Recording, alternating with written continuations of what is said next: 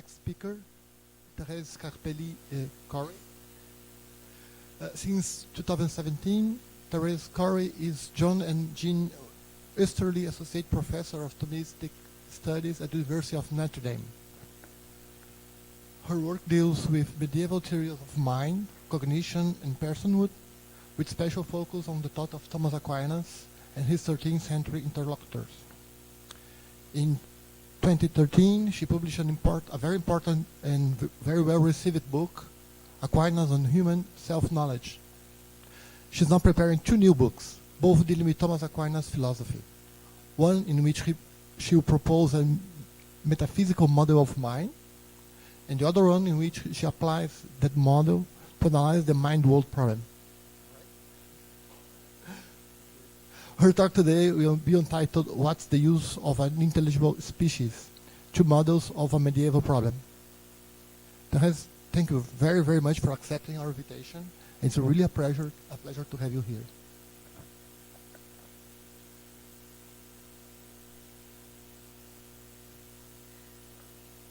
Can everyone hear me okay? Thank you, Alfredo, for the invitation to be here. It's a historic occasion on the founding of the Brazilian Society for the Study of Medieval Philosophy, and I'm very excited to be able to be part of this first meeting. I presumably wishing you much success for the future of the Society.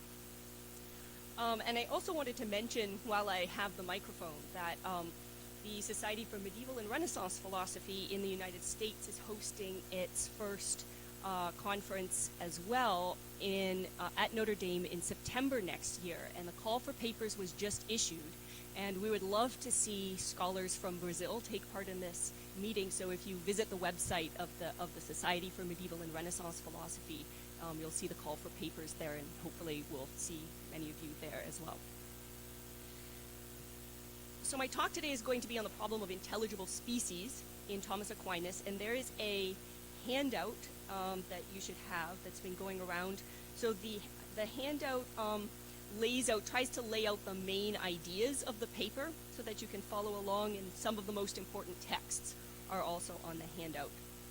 And this is a small portion of the first book that I'm working on, which has to do with the metaphysics of knowing in Aquinas. And so you'll see some part of that come out in application to Aquinas' theory of intelligible species.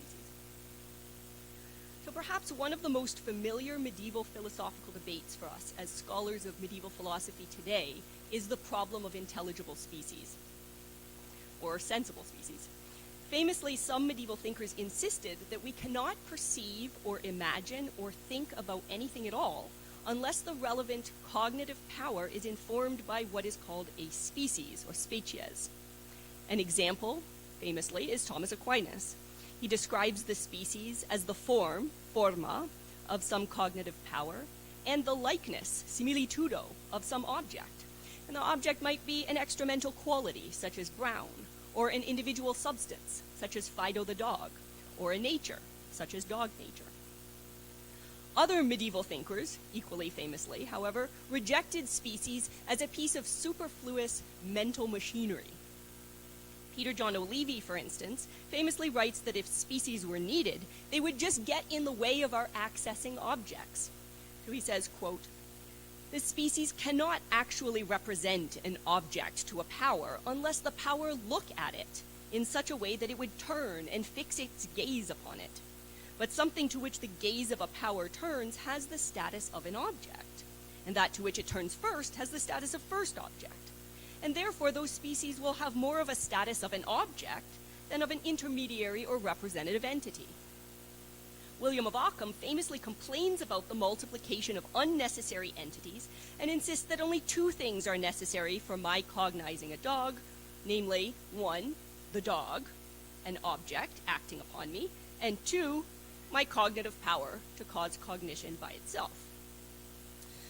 Since then, the controversy over species has never really come to an end.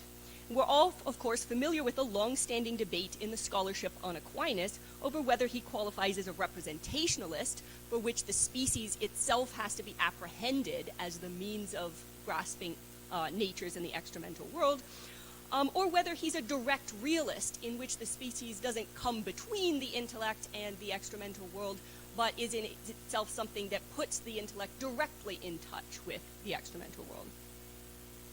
But what exactly is a species? And in my talk today, I want to differentiate two distinct approaches to species. One that has been widely taken for granted in the literature, which I'm going to call the psychological device view, and an alternative theory, which I want to call the formal constituent view. I will argue that whereas Aquinas' species have universally been read as psychological devices that establish the right kind of cognitive content, or contact rather, between mind and world, this reading has been seriously mistaken about the role of species in Aquinas. In reality, on my view, Aquinas introduces species for metaphysical reasons, as the forms that actualize various kinds of mental being, conscious being, in us. I argue that it is only when we take seriously the neglected dimension of the species as form that we can understand why he thinks species are necessary for cognition, what it means for them to be that by which we perceive or imagine or know, and what the likeness role of the species adds to his species theory. Within this metaphysical framework, the whole rationale for debating whether Aquinas is a realist or a representationalist, I argue, falls apart. So as I hope to show, the formal constituent view of species is not some new strategy for navigating the representationalism versus realism framework. That dichotomy, I'm going to argue, is born precisely out of the psychological device view of species.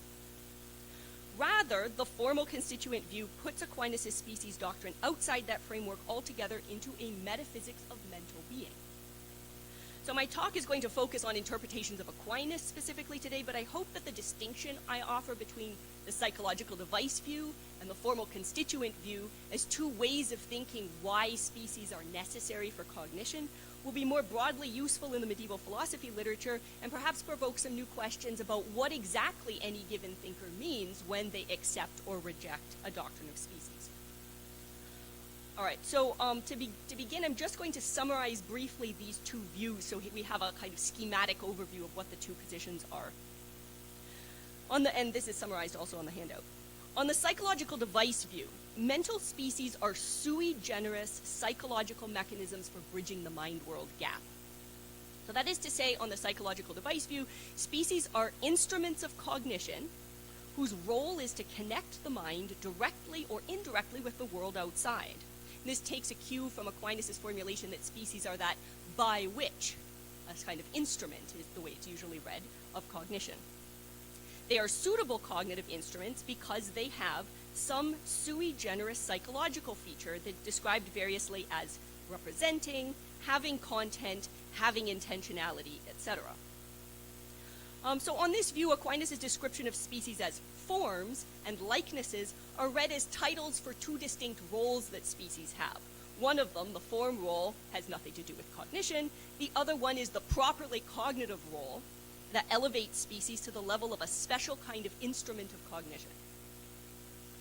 In contrast, on the formal constituent view, the whole cognitive significance of species lies in their being the forms that constitute mental being in us. On this view, a cognitive power is a potential for mental being. It has to be formed, acquiring a certain kind of actuality, being, structure, in order to perform its proper operation. And for mental kinds of being, species are precisely the relevant forms. In other words, on the formal constituent view, Aquinas' story of cognition is a metaphysical story about how mental being or actuality is realized in us. And species are supposed to solve the problem for mental being that form solves for beings generally in Aquinas' hylomorphic metaphysics, namely accounting for how a being is constituted, what kinds of operations it can perform, and grounding its relations to other things. So in the rest of the paper, here's how I'm going to proceed. First, I'm going to discuss the representationalist-realist debate in the Aquinas literature, and I'm going to try to make the case that this debate is actually a localized family feud within the psychological device view. Second, I'm going to make a case for the formal constituent view, showing how the species actualizes this kind of being in us and enables us to perform certain kinds of operations. And third, I'm going to look at the species in its role as likeness and show that as likeness, that role is precisely reducible to its status as form. It's not adding anything distinctively cognitive or psychological or intentional to the view to say that the species is a likeness. And I'm going to focus on intelligible species since that's what Aquinas mostly talks about, but I basically think that this view is something that we can apply to phantasms in the imagination and also to the sensible species. All right. So first part, the psychological device view of species. Why did Aquinas think that species are required for cognition? The standard way of telling the story goes something like this. Well, an object must be present to a cognitive power in order to be cognized, and the species is precisely what fills in for that missing presence. For example, the intellect is not already by nature a stone or a fern or green, so in order for it to cognize stone or fern or green, those extra-mental realities must be made present to us. But, of course, we cannot shove stones and ferns directly into an immaterial intellect. And it looks like, on this reading, the species provides the solution. Abstraction produces a likeness of stones and ferns that is immaterial and hence can be received by the intellect. The story expresses two key assumptions about species that are driving the interpretation of Aquinas. First, that the species functions primarily as a link that connects the intramental and the extramental. Secondly, that the species does its connecting work by granting to the extramental a special kind of presence within the mind, an intramental presence. Indeed, the species on this construal just is the intramental presence of an extramental object. So the standard account explains cognition as the establishing of a connection between mind and world, which occurs when three distinct items are properly arranged: the mind, or a cognitive power, the world, and the species between the two, serving as that which enables the mind to connect to an otherwise inaccessible outside. So of course, when we set things up this way, then immediately the question arises, how does the species work to put us in touch with this otherwise inaccessible reality outside, other than us? And there's two main competing answers in the literature: direct realism and representational realism. I know sometimes people distinguish three: representationalism, direct realism, and representational realism, but I don't think the proponents of realism, some of the earlier literature within this debate, like Panaccio, when you compare it to some of the later formulations, for instance, in Pasnow, it doesn't seem as though the positions are actually significantly different from each other. So I really think the only two options that are developed are direct realism and representational realism. Okay, so consider each of them in turn. Direct realism. In explaining how direct realism works, the scholarly tendency is to attribute to the species some distinctive ability to put us directly in touch with things without itself getting in the way. A common way of emphasizing this distinctive ability is to call species causal intermediaries, or instruments of cognition. And the contrast there is supposed to be with cognized intermediaries. That is to say, species function as inner instruments, whereby extramental fern nature causes us to think about ferns. These instruments are distinctively psychological. They're often called intentions or signs, or compared to codes in the literature. They're often said to stand at the beginning of the intellectual act in order not to get between the intellect and the extramental realities. Sometimes there's a couple pieces where they're compared to lenses through which one sees the world directly. And we can notice here in all of these formulations and analogies, there's a strong spatial kind of connotation, where there's the world is over here, then we're looking at it somehow through the species. Of course, this doesn't tell us very much, but proponents of a direct realist reading of Aquinas' species have more to say about what special feature makes the species into a suitably transparent vehicle of thought. So consider Joseph Owen's famous remarks, this is on your handout, in Form and Cognition in Aristotle, on page 24. He says, "The form of the same stone is received by the percipient through efficient causality that originates in the stone and thereby makes the percipient be the stone in the actuality of cognition." And readers have often taken this incorrectly to mean that there's just one form, literally bilocating, existing in two subjects at once. And so Owens is often slotted into discussions, literature surveys, as the guy who thinks that there's numerical identity between the species in the intellect and the form in the object. But that's not quite what Owens meant, and it's seldom noticed how he puts the clarification that he gives on the previous page, which I think puts the situation in quite a new light. On the previous page, he says this: when a form is received immaterially, it does not constitute any new thing over and above the knower and the thing known. No new entity is involved. There is still only percipient and thing perceived. And then he cites a passage from Averroes. I'm not going to go into this, but the connection to Averroes is really interesting here, in support of the claim that there is no extra thing composed when intellect acquires the intelligible species. Well, why not? The reason is that Owens thinks there's not actually two. The reason Owens thinks there's not actually two forms is that the species for Owens is not a form at all. The species is not something that counts metaphysically or registers anywhere within the categories. So what is the species on this view? It is nothing but a pure relatedness to objects, or pur rapport, in the words of Jean-Luc Solaire, who I think follows Owens very closely on this point. This is a drastically reductionist view, and in fact something exactly like it appears in the later Henry of Ghent. There's a very nice article by Rombero on this point, on how Henry denies that this species, which he begins to call the intentio intellecta, that reformulates his species theory in his later works.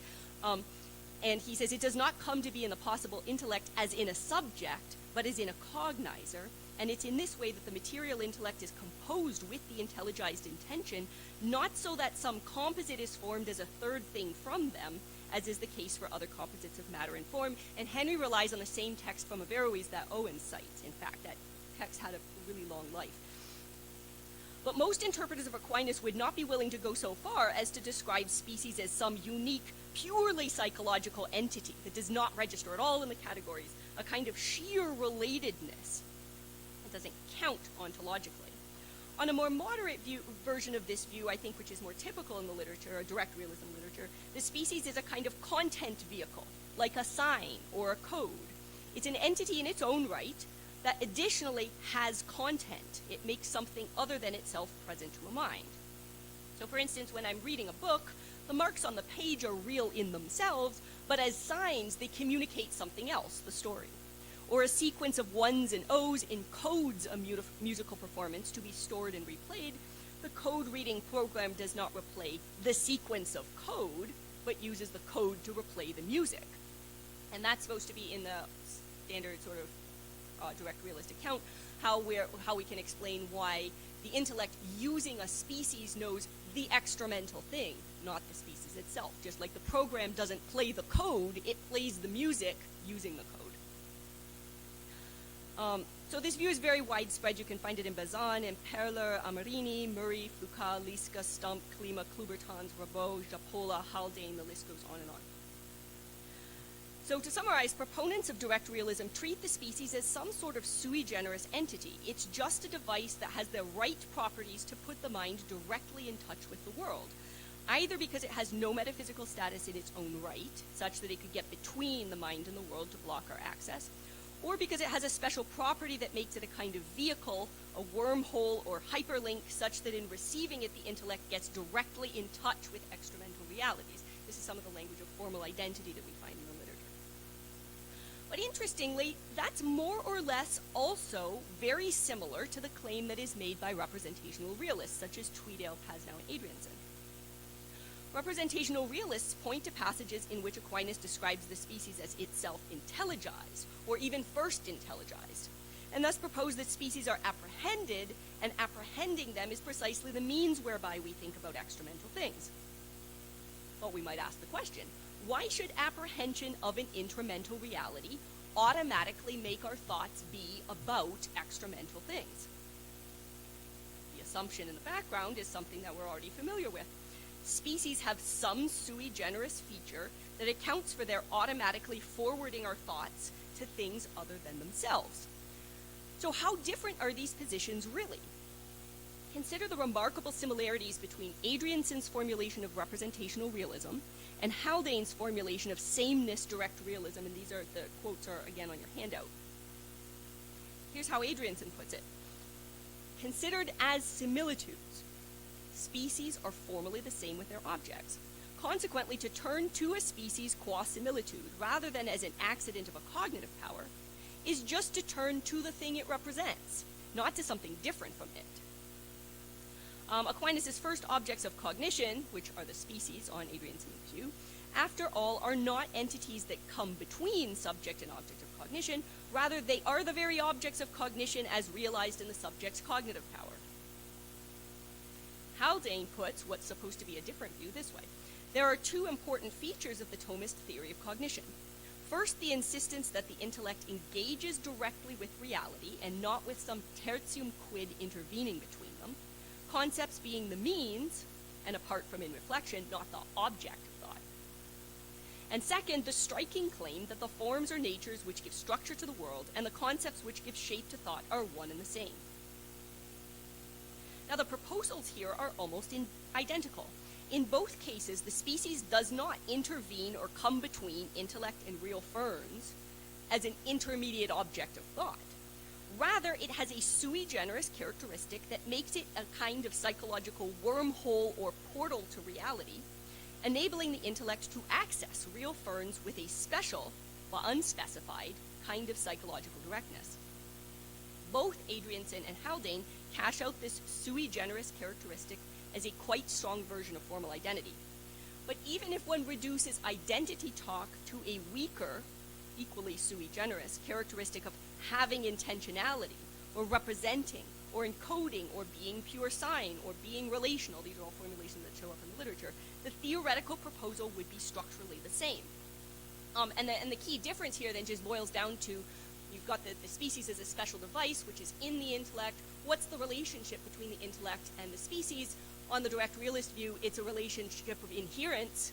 On the representational realist view, it's a relationship of apprehending, but apprehending doesn't really get spelled out in any very significant or substantial theoretical way, so it doesn't seem as though there's a very big theoretical difference between the two accounts.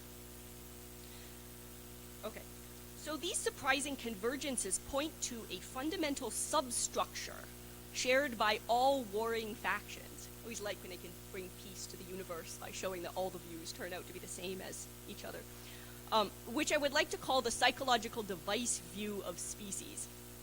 On the psychological device view, the species is id quo cognoscitur, something whereby we know, in the sense of being an instrument for causing cognition. This instrument stands between an interviewer and the otherwise inaccessible extramental world, making the extramental world accessible. It performs this linking or bridging function and hence is a cause of thought due to some special sui generis characteristic it has. Aquinas is supposed to be referring to this special characteristic when he says that the species is the likeness of things in the extramental world. Consequently, the psychological device view lodges the cognitive significance of the species precisely in its being such a likeness. So what I mean is that when we ask what kind of work does the species do for Aquinas in making cognition possible, the answer on the psychological device view is it's being a likeness, some sort of psychological entity with this special characteristic. That's what's doing the work. Readers of Aquinas have innumerable ways of cashing out what it means to be such a likeness, which we've talked about, but in the end, these competing solutions are just ways of filling out the details of a single view of species. Section 2, species as form. Now I want to set up an alternative theory about how species are fulfilling their cognitive function in Aquinas by taking seriously the metaphysics of the species, namely Aquinas' description of the species as form of a cognitive potency. So in order to do that, let's briefly review the explanatory role of an ordinary form in Aquinas' metaphysics, and presumably this material is well known to everyone, so I'm just briefly going to summarize. So first of all, for Aquinas, forms are responsible for the actual being that a thing has. So the fact that it is actually hot, actually a cat, actually corporeally extended, there's a form that is responsible for those kinds of actualities. It is also important to stress in this context that for Aquinas, each form is of a determinate kind. And so the form specifies the actual being that the subject acquires. So form doesn't just give being generally to things. Form gives being of a certain kind specified a certain way. Secondly, for Aquinas, every agent acts in virtue of its form. So that is to say, in order to have the power to perform some appropriate operation, a substance has to have the right kind of form that equips it to perform that operation. So if we want to know why, when you put an egg into hot water, why does the egg become hot?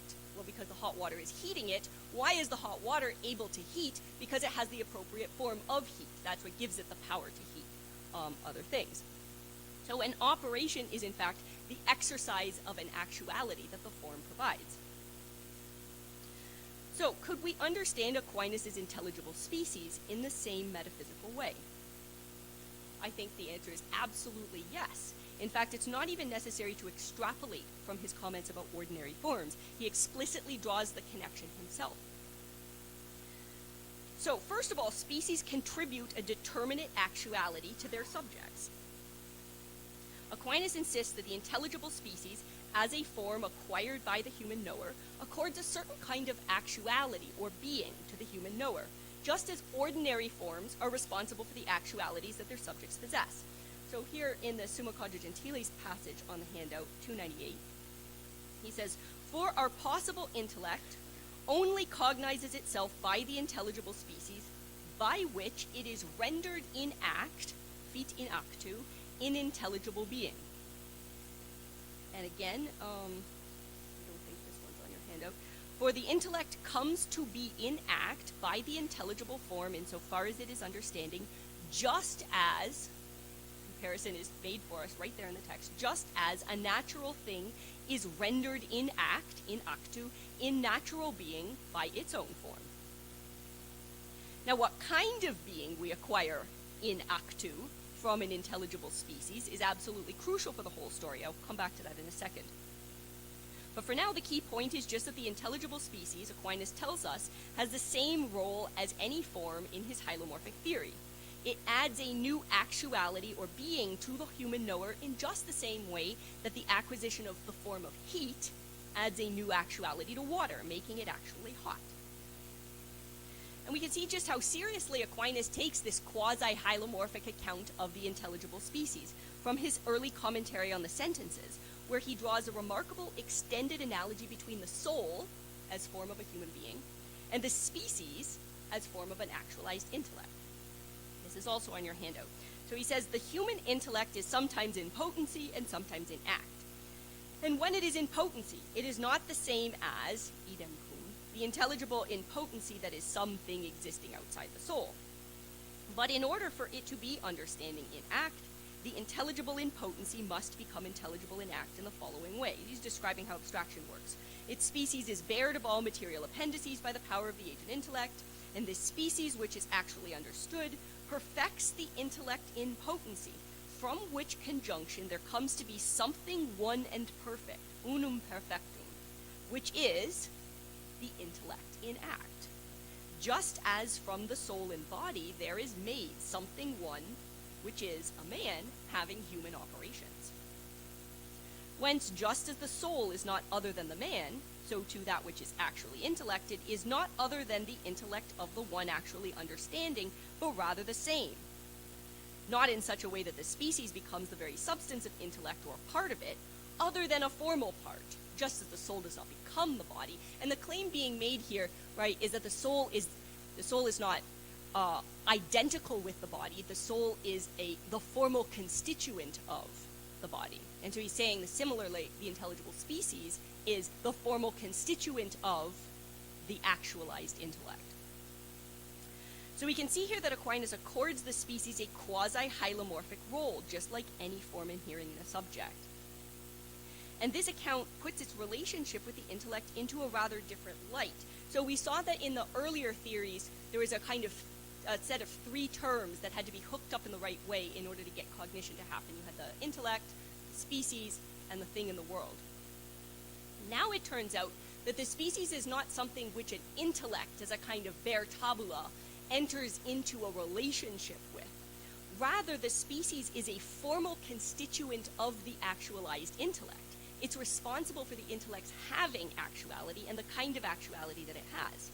So that means there's just two distinct entities to be related here, not three. The species actualized intellect and the extramental nature. So you can say there's a furnish intellect, furnishly actual intellect, and extramental ferns, two things. Okay. So species now are, since they're forms, and forms are principle of operation, species are also the internal formal principle of intellectual operation. So this new actuality provided by the intelligible species form is precisely the actuality required for understanding, or intelligere, performing an intellectual operation.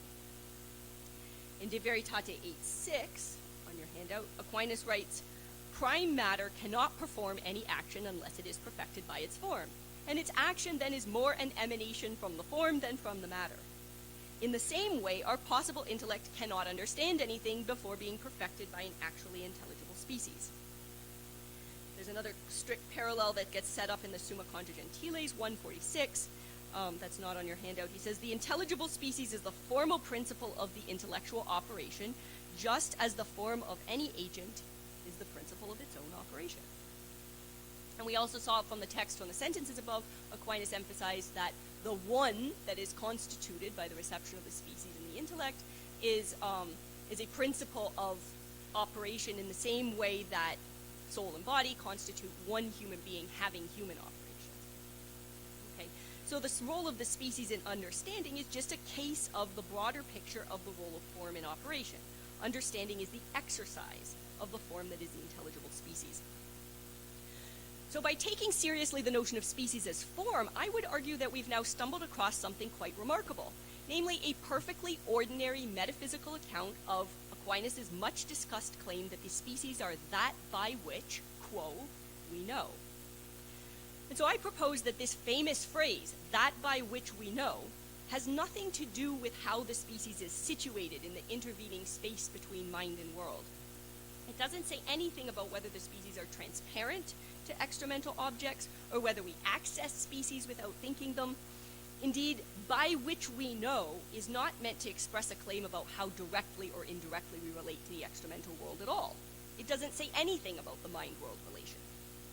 Rather, that by which we know, and that by which generally, is ordinary language that Aquinas uses to refer to action-relevant forms, forms that ground a power to act or be acted upon.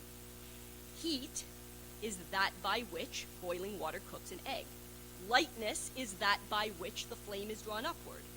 The habit of mercy is that by which I decide to forgive a debt. The intelligible species is that by which I perform an operation of knowing. And Aquinas makes this clear right in the middle of Summa Theologiae Prima Pars 85, Article 2, which is the very text that has been the epicenter of the scholarly disputes on his theory of species. There he explains that the species is that by which we know in precisely the same sense that a knife cuts by its sharpness or that fire heats by its warmth. And if you look for how this gets handled in the literature, the analogy is really brushed off repeatedly as being some sort of loose way of saying that the species doesn't get between or somehow stands at the beginning of the intellectual operation. But Aquinas is drawing a strong metaphysical, he's situating the relationship of species and operation within this broader structure according to which form enables operation. So he says, therefore it must be said that the intelligible species is related to the intellect as that by which it understands, which is made clear as follows. There are two kinds of action, as is said in Metaphysics 9. One that remains in the agent, seeing and understanding, and another that passes into an external object, like heating and cutting. Both of them proceed in virtue of some form. And the comparison could hardly be clearer, but it has gotten almost no traction in the literature, presumably because readers today expect that by which we know to express Aquinas' manifesto about the special way in which the species, as a sui generis psychological device, does not interfere in the mind's direct access to the world. And with that expectation in place, why would Aquinas compare to the sharpness of a knife fitting it for cutting? It seems out of place. And now we can make sense of it metaphysically. So to summarize, when Aquinas says that the species is that by which we know, he is making a metaphysical claim. The species is a form that makes the human knower have a certain kind of actuality in virtue of which she performs the operation of understanding. Okay. Now, so far we've been describing species in very general terms as forms that bring about a kind of being just like other kinds of being, except that the kinds of being brought about by these forms are experiences. They're instances of mental being. But of course, each species has its own determinate character. When I see green, my eye is formed by the visual species green. When I understand what a fern is, my intellect is formed by the intelligible species fern. So this, again, is a way in which species fit very nicely into Aquinas' broader account of form. Let's not forget that forms in Aquinas determine the specific kind of being that their subjects have. They don't just give it any old kind of being, but limited to a particular kind. The substantial form of Socrates is specifically human, and its character as human doesn't imply any sort of relationship to something outside. It's an internal characteristic of the form itself. So we can make sense of Shaun the sheep. I don't know if you have this. This is the kids in the United States who are just watching Shaun the sheep constantly. So it's all Shaun the sheep all the time. Shaun the sheep is determinately a sheep as opposed to anything else, whether or not he's the only sheep in the universe. Even if he's a sort of permanently existing, uncaused sheep, he's still a sheep because of the determination of his form that makes him be sheep, not because he has some relationship to something else. The same, I would say, is the intelligible species fern. It can be said of the intelligible species fern. It's a determinately fernish form, which means that it gives the actualized intellect a determinately fernish character. So, when I'm thinking, I'm acquiring the perfection of actualized intellect. The species is what specifies that ontological perfection in me, namely, I've acquired a fernish perfection, not a stony perfection. And the crucial point here is this: when I'm studying botany and my intellect receives the intelligible species fern, I acquire intellectual fernish being as a real feature of me that is not simply reducible to some relation I have to ferns. To say that this is a fern species is to say something about the determinate character of the species in itself, like saying that Shaun has a sheep form. Claims about the determinate character of the species are then not reducible to claims about likeness or relation to real forms. For Aquinas, we can make sense of fernishness or greenness as mental perfections of a certain kind, regardless of whether or not ferns or green things exist anywhere else. Okay. So notice then that everything that we've seen of Aquinas' theory of species so far takes its point of departure from a construal of the intelligible species as a form like other forms. We've seen nothing to suggest that the species is a psychological item, like a mental representation or a concept or an inner presentation or a sign or a code or anything like that. It's not contained in the intellect or looked at or looked through or contacted in any way. In fact, there's nothing there to contact it because it's only as formed by the species that our intellects have any real being at all. Simply, the species formally structures the intellect, gives it a certain kind of determinate being, and hence the ability to operate in a certain way, just like any other form. Okay, lastly, I want to say a few things about Aquinas' remarks about the species as likeness, because we might be inclined to say at this point, okay, fine, this species is a form. We can give a metaphysical account of the role of species in cognition. But isn't it also true that Aquinas says that the species is a likeness? And once he says it's a likeness, surely that's giving it some kind of special psychological, cognitive function that other kinds of forms don't have. And so I want to briefly point out how we can give a metaphysical account of the species being a likeness that's reducible to the way in which Aquinas thinks that any form is a likeness. Okay. So just briefly then. Likenesses in Aquinas' metaphysics of causation come very cheaply. So every agent for Aquinas, every per se agent, makes its patient like itself. And what that means is it gives the patient a form that has some degree of unity with the form of the agent. That unity might be a unity in kind, so fire begets fire, a human parent makes a human child, heat begets more heat, but it doesn't have to be a unity in kind, according to sharing the same metaphysical species. Aquinas also thinks that it's possible for a per se agent to make a patient like itself, giving it a form that has a lesser degree of unity with it. So in the case of celestial heat, the heat of the sun is not corruptible heat, so it actually belongs to a different genus from terrestrial heat.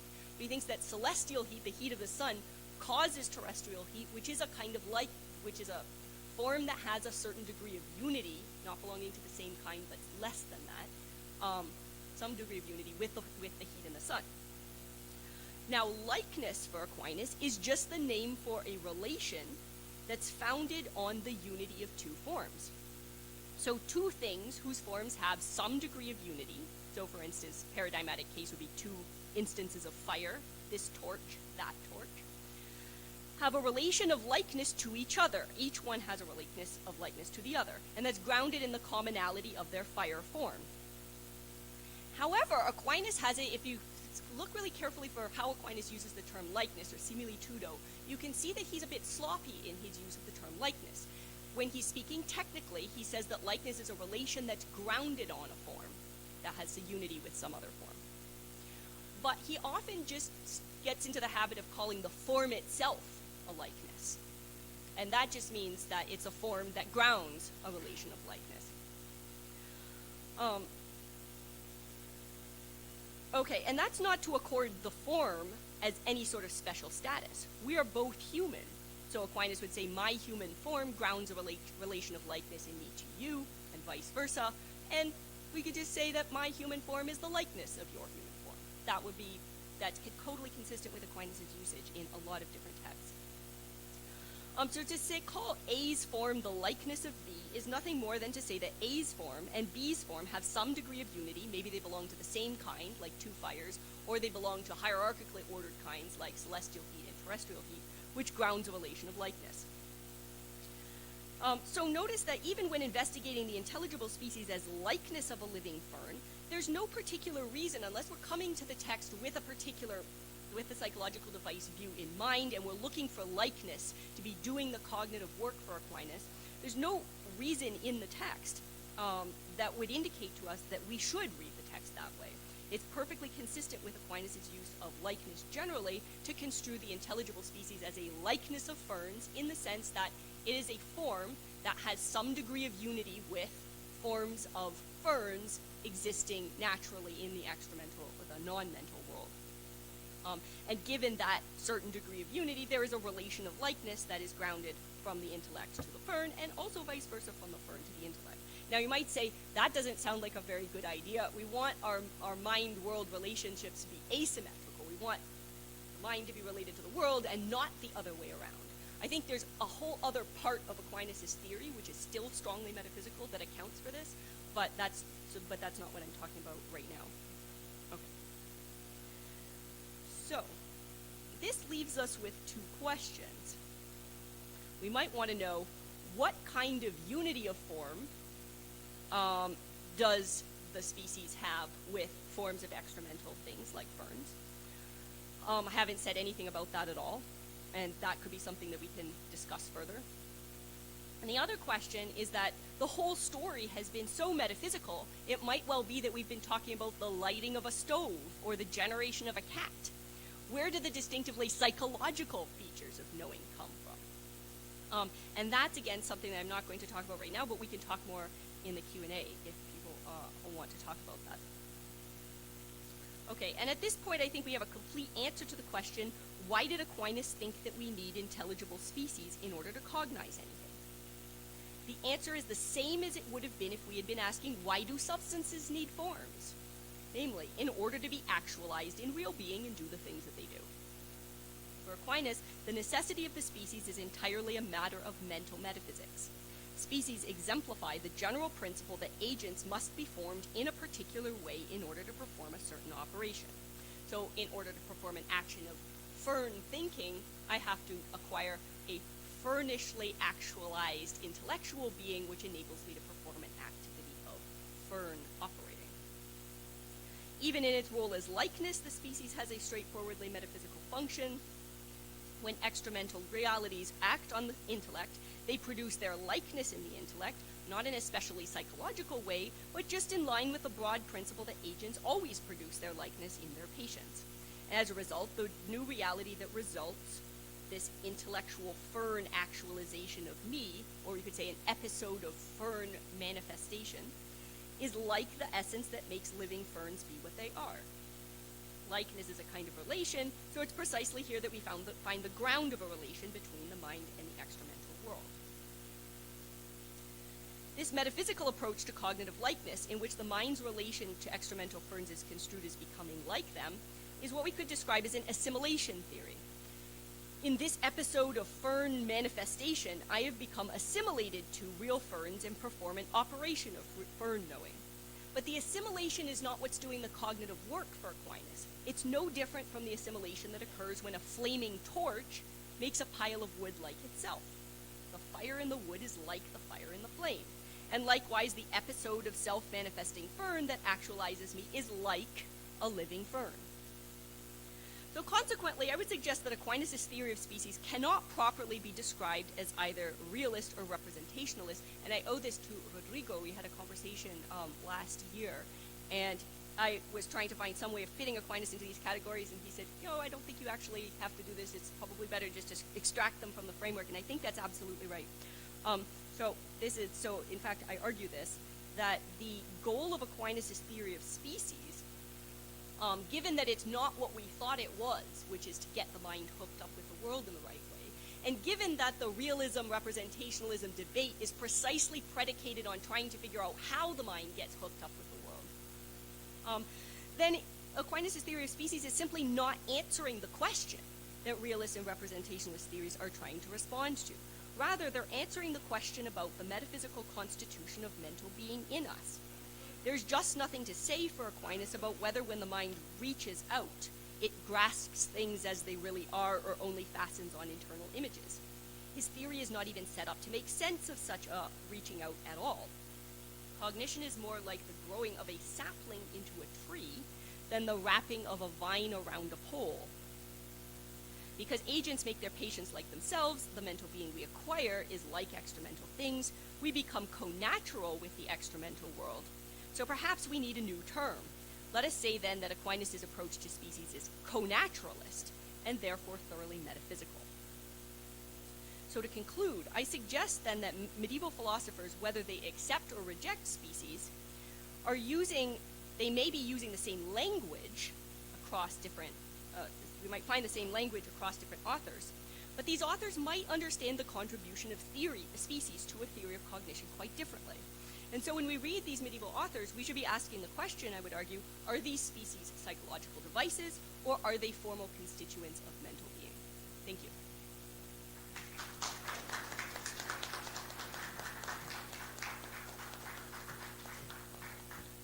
Thank you, Therese, for this very stimulating talk. You have some questions already. First of all, Katja. And then you.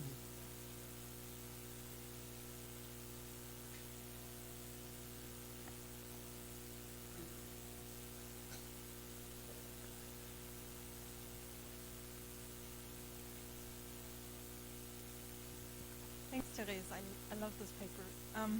I've got 3 connected questions/remarks. So I'm wondering if it might strengthen your argument if you make more explicit the underlying understanding of species as device of a kind of mechanistic worldview, or instrument as tool, worldview that is present or seems to be present in the secondary literature, and if what you're trying to do at the end, use the kind of more biological ways of thinking about species and what they do and how they function. So functionality, not understood in mechanistic terms, but biological terms. And with regards to the second, or the point you made about metaphysics, I'm wondering if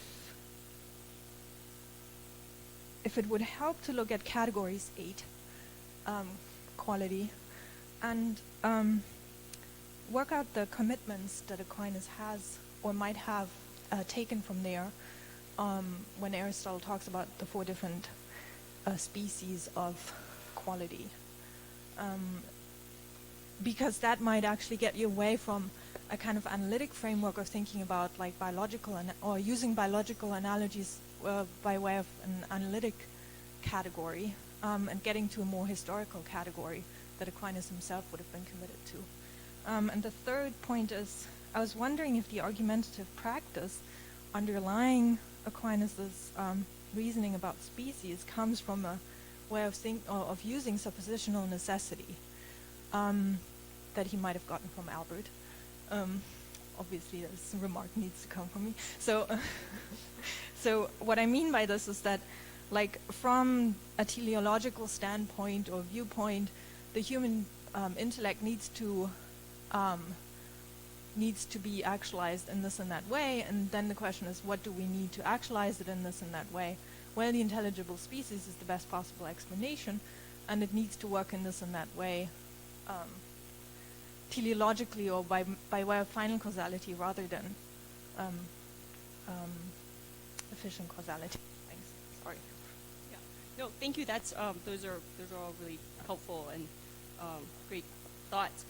So first of all, I think I like the formulation that this is a biological approach, that we could think of this as somehow the growing up of the human being to acquire this kind of intellectual actualization, similar to a sapling developing into a tree, acquiring these new perfections, real ontological completions that are teleologically charged. So I think that's totally right. And in terms of thinking about the alternative, the psychological device view as a mechanistic account, I think that's probably very close to how it's construed in the contemporary literature. I don't want to say that in all cases the psychological device view is part of a mechanistic account of knowing, because there's, I mean, Henry of Ghent, I think, would be a sort of a counterexample of something like, he doesn't seem to think about the intentio intellecta as a mechanism, but rather as some kind of relation, or the kind of pure intentional relation. But I think, broadly speaking, there's a lot of metaphysical imagination that's sort of driving that. That's right. So in terms of the categories and the commitments that Aquinas has there, he does say some funny things about, one of the problems is that, so if you think about how substance is divided for Aquinas, you have intellectual being, then you have celestial body, then you have terrestrial body, right, in the vertically ordered genre within the category of substance. And sometimes when he's talking about the metaphysics of knowing for us, he says that the categories apply analogously to corporeal being, by which I think generally he means terrestrial corporeal being. The celestial often just sort of drops out of the discussion when he's making these schematic remarks. And intellectual / intelligible being. So we have to say slightly different things about quality as they apply to the incorporeal versus as they apply to the corporeal. We have to say slightly different things about action as it applies to the corporeal versus the incorporeal. So the account of the categories ends up being sort of reorganized a little bit to account for the fact that we've got incorporeal being when we're talking about intellectual being. But otherwise, it's completely useful, I think, to think about where all of this stuff fits into the categories. And one of the problems that I think Aquinas has to deal with is that and his participationist metaphysics makes this, that's probably a controversial thing to say, but I think he does have a participationist metaphysics, and he describes the human intellectual actuality as being something that's a kind of lower way of participating in the genus of intellectual substance, and that's how he's allowing for the fact that it's accidental in us, but substantial in angels, right? So that's something, I mean, there's a kind of question mark whether an account like that works, but I think that's his view. And then lastly, the teleological account, there's a lot of this that I think is very close to what we see in Albert. So if you look at Aquinas, or Albert's commentary on De Anima, he talks about the intelligible species as determining the intellect, precisely construed as indeterminate. And that's language that Aquinas also picks up, the species of the determination of. And in later authors like Henry of Ghent, again, this language of determination is going to turn into something that's purely intentional. It's a way of talking about an intentional relation of the knower to the known.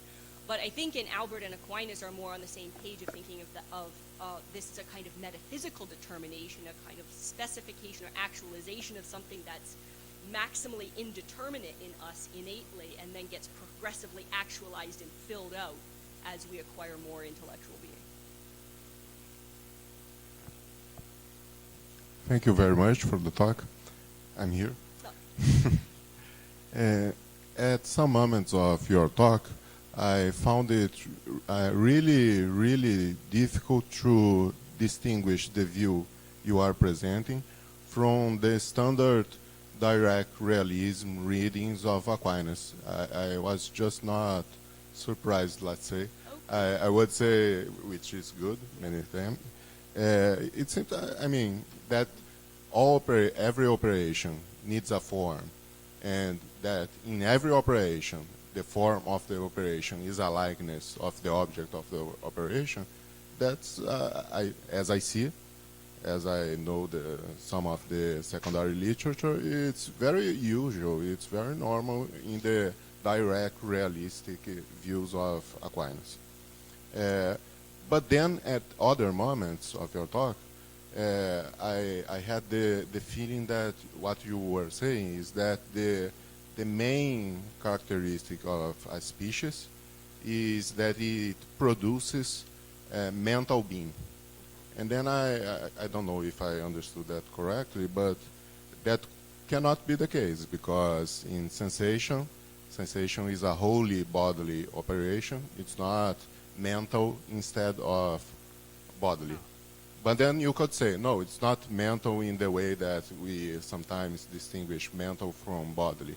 It's mental in the sense of cognitive.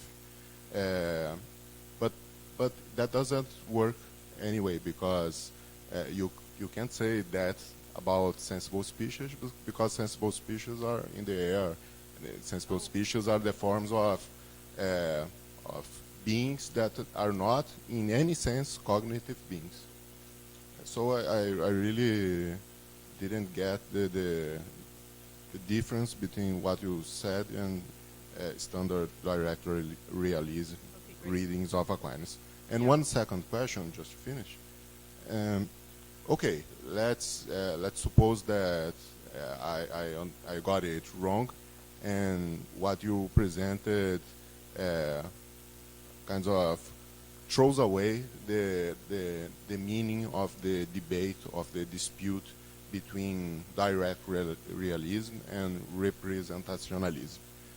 Okay, let's suppose that you are right, but there is still this debate about the mental world. You can't say about the mental world that it is the form of a mental act. It is not. It is something distinct from the species.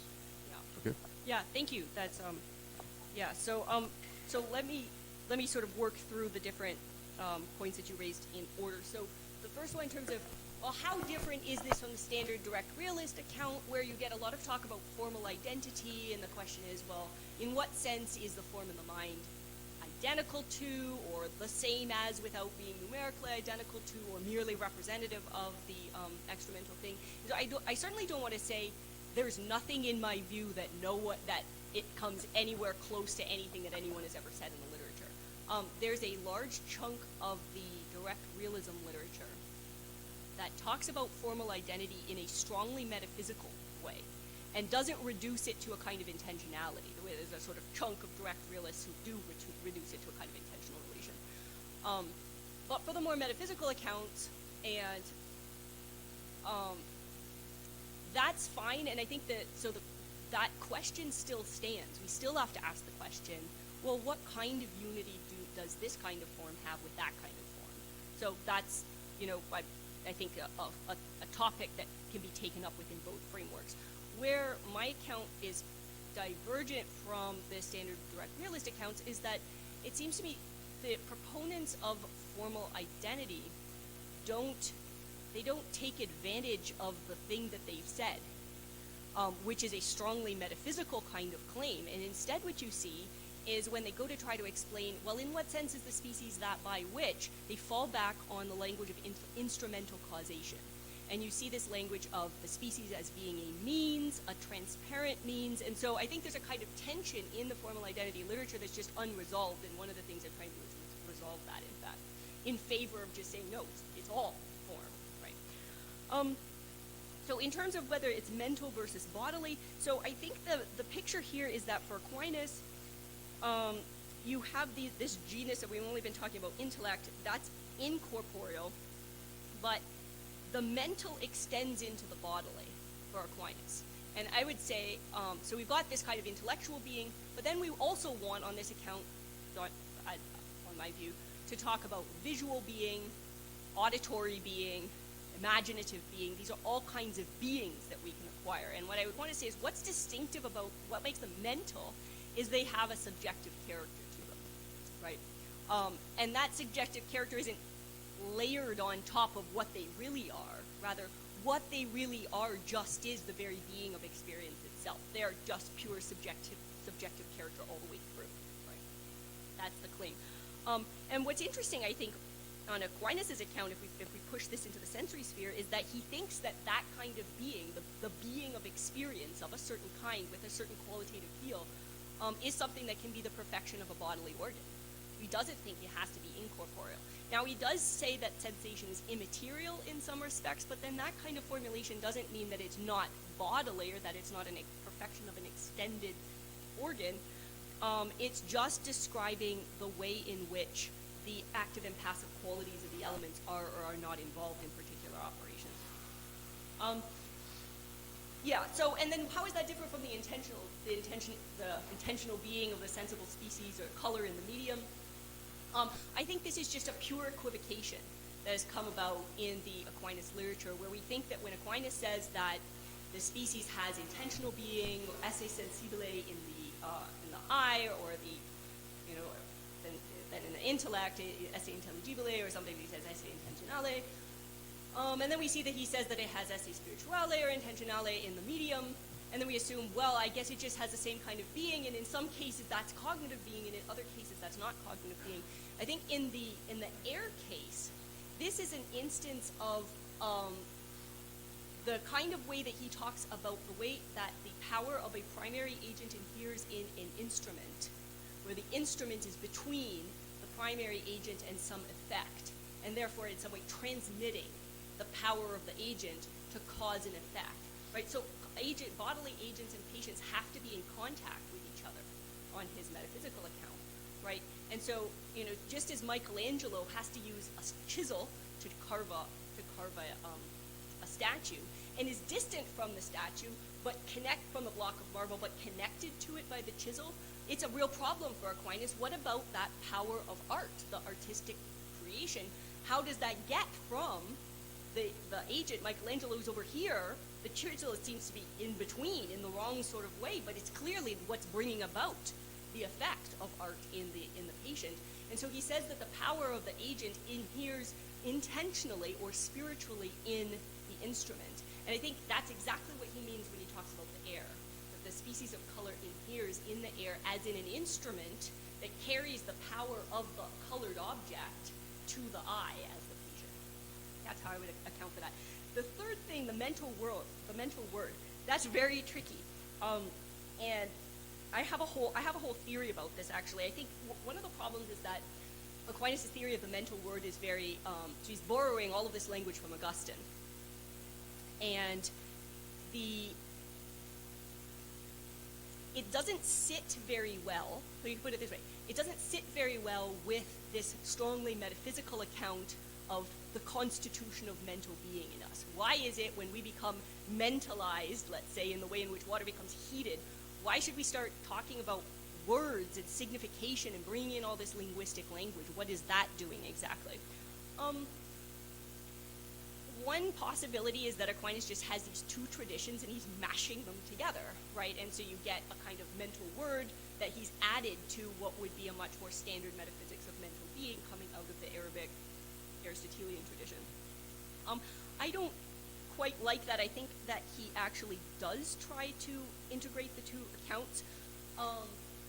Whether it totally works is not yet clear to me, but I think one way of reading this is to take a reductive approach to the mental word in Aquinas and say that the mental word is the actualized intellect itself, the whole actualized intellect. So he says, right, in De Potentia, it's not the species, it's not the operation, it's not the possible intellect.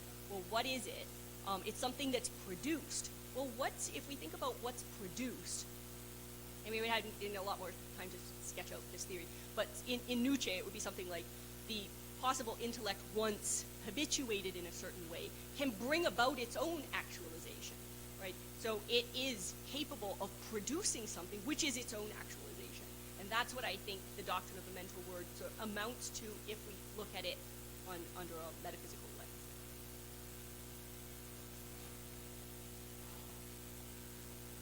Thank you.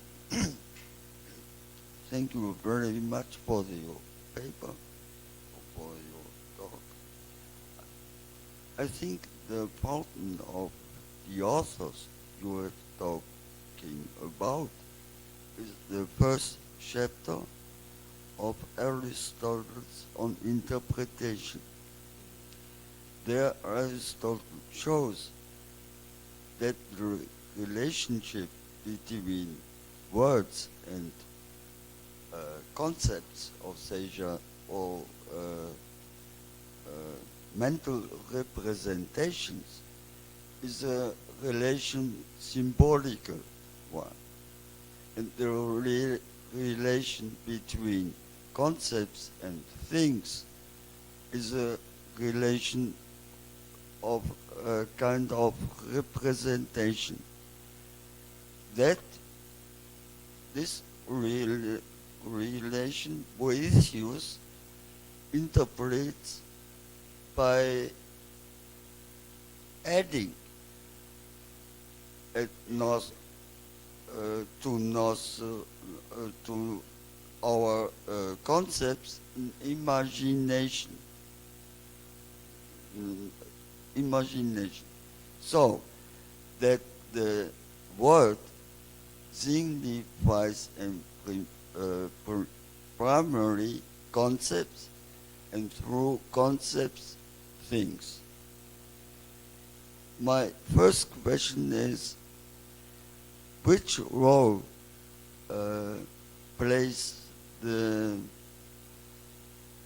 our imagination of things? And the second question is, what do you mean in the word mind, world, connaturality? What do you mean with word?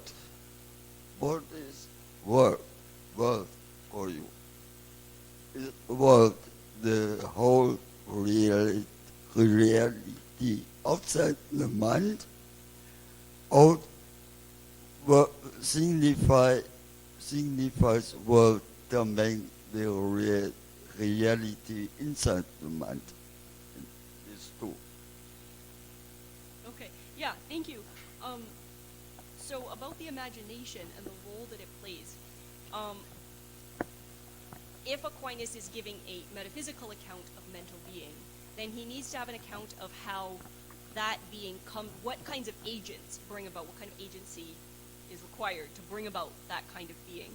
And so the role of the imagination relative to the instantiation of intelligible or intellectual being in us is routed through the imagination. So the causation of a dog let's say, on my senses, then continues through the senses to the imagination, and then continues that sort of agency to the intellect, but not by itself, only with the assistance of the active agent intellect, because the imagination by itself doesn't have the possibility, the power to educe its form in an immaterial, incorporeal receiver. So the imagination plays a causal role, and then it also plays the role of, well, Aquinas holds that the imagination is always active whenever intellect is active, and so whenever we're bringing, we're actualized by some kind of furnish, intelligible being, the imagination is also actualized, and so on my view, the two kinds of actualizations are actually meshed in some way, and so they form part of a single experience. So that's how imagination would fit in on this account. Now, in terms of mind-world connaturality, so I'm using this formulation, mind-world, to sort of gesture at some kinds of problems that are common in the literature, but I think it's actually not super helpful terminology when we think about Aquinas, because it sort of treats, when we talk about world, we're often thinking about, that's reality, that's the real stuff out there, and then mind is sort of this shadow realm that has this, not particularly substantial character to it. But really, mind is part of, if we think about world as the sum total of what is, then mind is part of world. It's one of the, mental being is one of the kinds of beings that there are, many kinds of mental being. So technically, I would want to be careful about just making this sharp distinction as though, here's the real, here's the merely mental or something. It's all part of the real. But in terms of the connaturality, what I mean is that Aquinas, as a good Aristotelian, holds that there's forms in things, the essences of things are really there, and there's some kind of connaturality, some kind of formal unity between those things and the forms of mental being.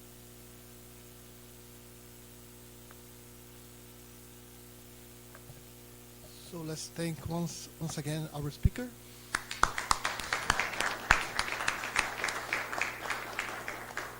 So it's time to move on. So it's my